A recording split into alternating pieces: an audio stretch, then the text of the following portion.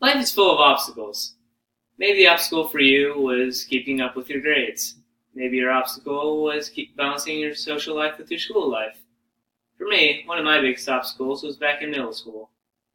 I was horribly out of shape, and I was not a very happy person.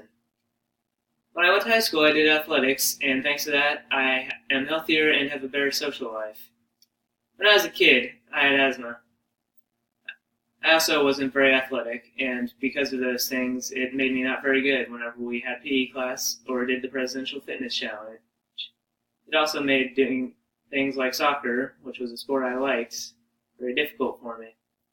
The last year I did soccer, I decided that I was going to get better at this, and I was going to do that by building up my endurance. So I started by running a half mile on the track in my local gym, and it wasn't long before I increased it to 1 mile, and then I kept running all summer. I burned off a lot of my body fat and became more in shape because of it. About a year later, I transitioned to high school, which was harder because before that I had gone to private school, so I didn't know anybody. But I decided I was going to do cross country instead of soccer, and the practices were really hard and exhausting, but it was so worth it. But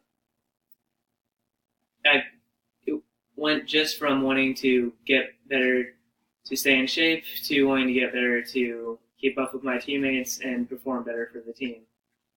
And for that, I had more friends from the team and just a healthier body and stuff. A lot of people say whenever they hear that I run how much they don't like running.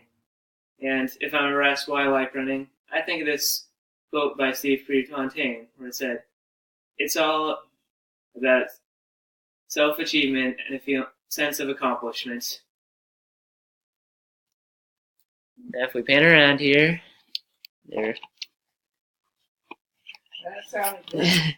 Yeah, there we go. Thank you, Grandma. Alrighty.